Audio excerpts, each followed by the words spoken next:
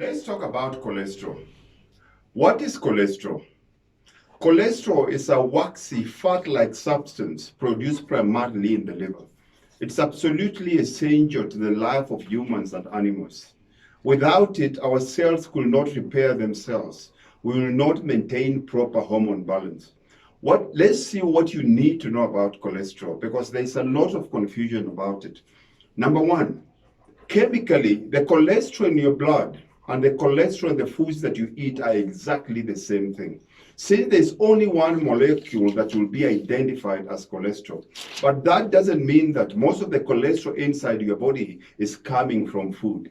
Point number two, if we eat a lot of cholesterol, our bodies make less of it. If we eat less cholesterol, our bodies make more of it. In most people, the majority of cholesterol that is circulating in their blood is made by their own bodies.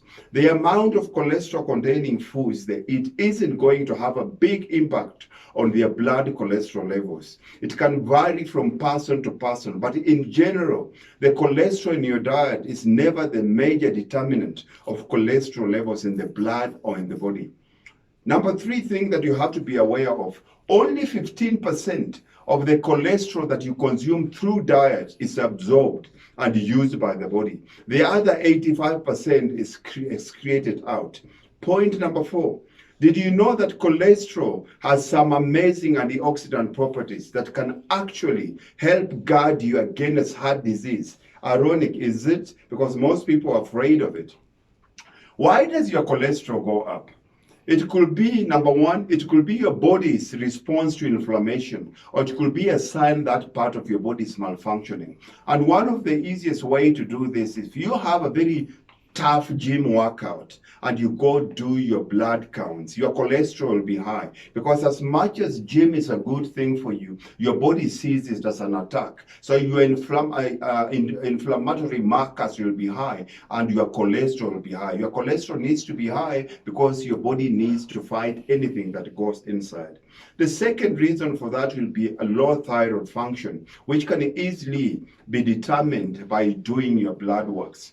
Number three, your cholesterol is your main line of defense when your system is under attack. Therefore, reducing it with medication like your statins increases chances of attack by bacteria and viruses. You got to always understand, we've always used the term a heart attack. But that's totally a fallacy. Your heart will never attack you. Your heart always works for you. It is your body that attacks your heart. Now, what is the most common terminology that is used in cholesterol mean? What does LDL mean, which we refer to as low density lipoprotein mean?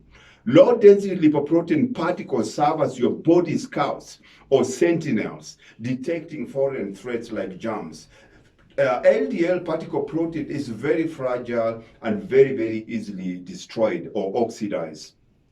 When it comes in contact with the bacteria cell wall components, it quickly becomes broken down, which doesn't get taken up by cells that are looking to take in fats. So instead, your oxidized LDL gets taken up by the white blood cells, and an appropriate immune response is mounted against the microbe that oxidized the LDL protein. That is why high levels of LDL or oxidized LDL are associated with a lot of health problems. When you do your blood work, or when you go to your doctor, they'll always look at the levels of LDL and HDL. And if your LDL are high, they'll always tell you that you are in danger, you will get a heart attack. It means you have a lot of foreign things that shouldn't be inside you, stimulating your immune system. And this can be as easy as having a cold. It could be as easy as being stressed. It could be as easy as having a very tough gym workout. So that does not necessarily mean that you're going to have a heart attack. Don't get scared. Now, why do we need cholesterol? Because when you think of cholesterol, it looks like something that should be treated like an enemy. But there is a reason, a very big reason, and so many reasons why we need cholesterol. Number one, it is involved in the creation of vitamin D and in the formation of many important sex hormones. It is necessary for the production of bile, which is critical to our ability to emulsify and digest fats. If you don't have bile, you can't break down fat. And if you can't break down fat, it becomes a big problem because it means the acid in your stomach cannot be broken down. And that's why anytime you eat something, you either have to throw up or you have to have a running stomach because the acid is going to burn your intestines.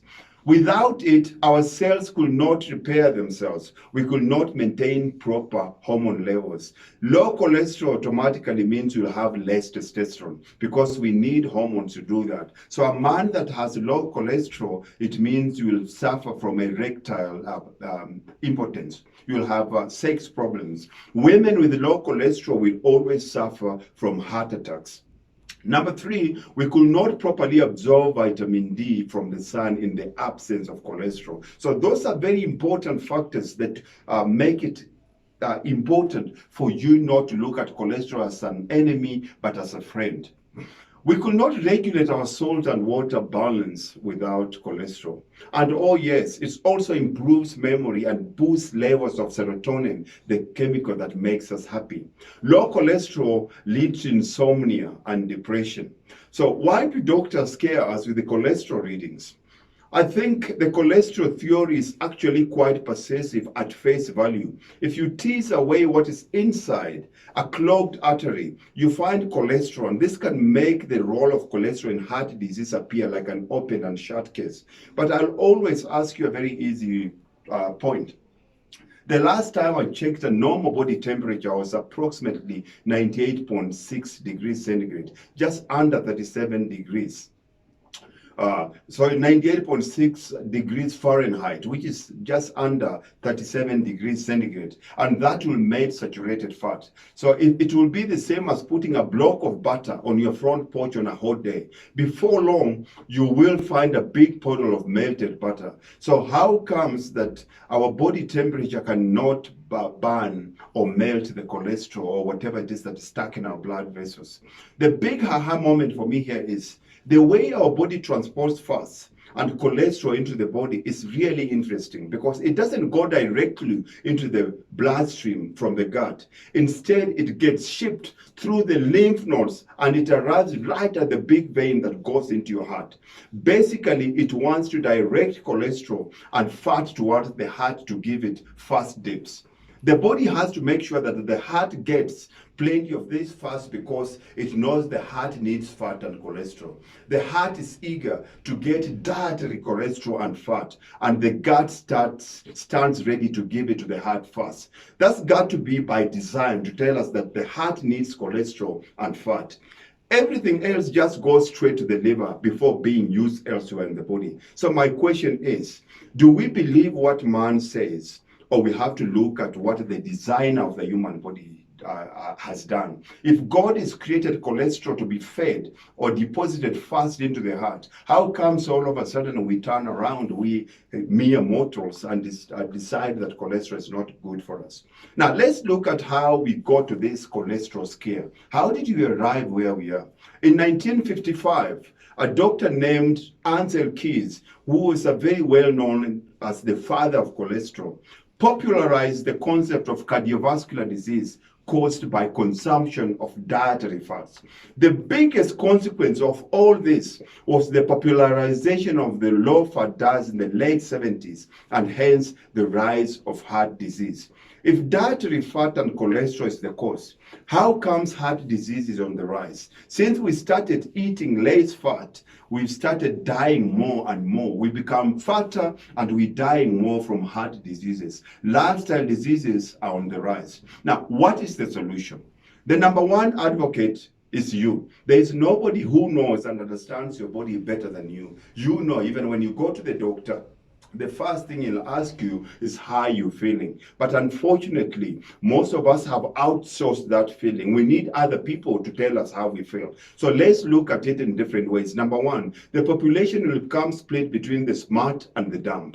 The smart ones will begin taking their health into their own hands because they are already seeing that what we're doing now is not working. The more diets they tell us and the more diets we go on, the more fat we get. Number two, our diet is not working because 70% of us are overweight and obese. We have 1 out of 3 that are suffering from hypertensive disease, high blood pressure, and 1 out of 5 are diabetic. And the rest of us are pre-diabetic. The only thing is we don't know.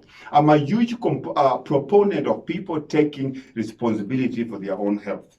You have to look at this. Let's work at it mathematically. If you're a very sick person and you go to the doctor once a month, it means in 1 year, you're going to the doctor 12 times. When you go to training or going to a gym facility and you go on minimum 3 times a week, in total a year, it means you're going to gym 144 times. Who do you think stands a better chance of looking after you and keeping you alive? When we go to doctors, it's always reactive because you're always sick. Coming to gym and looking after yourself is being proactive, and that's the only way. It's impossible for us to use chemicals to treat a lifestyle disease. Yes, we need doctors in our community, but one and foremost, we have to understand doctors are there to fix acute problems, not chronic. Doctors can't fix high blood pressure, doctors can't fix high cholesterol, doctors can't fix cancer, doctors can't fix any of all these things. We see a lot of people suffering. We have to take 100% responsibility for our health for these things to change. We are all unique individuals with different needs, and yet we are treated like lemmings by the medical profession when it comes to our health. I get why so many people abdicate responsibility with their health. It's so much easier to just do as we're told, but that approach clearly doesn't work. Science changes all the time, and medical and nutrition specialists simply can't keep up. How can they possibly have all the answers? The food and drug companies don't care about your health. They are quite simply motivated by profit under the illusion they're making you healthy. Unfortunately, they're not. There's only one way around it. If you want to be healthy, it's up to you to make it happen. Educate yourself and then act on what you learn. You must be the final arbiter of your own health. You have to take your health and hold it in your own hands. These are the take-home notes I need you to do. Number 1, your body needs cholesterol to survive. Cholesterol is not a swear word. Number 2, cholesterol plays many important roles in the health of your body. It's not your enemy. Number 3, the clogged arteries concept is dead wrong, and it's been proven over and over again. Number 4, people have dutifully cut their fat intake, but heart disease rates have grown higher. Number 5, you are your own best health advocate. You have to take charge of your health. The best time when doctors will be responsible for our health is when the whole system changes. Until doctors start being penalized for you being sick, then they'll start working for you. But as long as at this point, the people in the medical profession are being paid. Anytime you get sick, you stand no chance. You have to take the full responsibility for your health. At Dream Body Fitness, we believe in being proactive. We believe in health first. A healthy body will never be overweight. If we fix your health, the body will fix itself. So Dream Body Fitness is not a fitness program. It is a health program. It's to fix the body to be healthy, and a healthy body can't put on weight. A healthy body doesn't get tired. A healthy body doesn't have pains. A healthy body always moves easily. Join us in our next nutrition workshop, and you can book on www.dreambodyfitness.co.za. I hope to see you soon.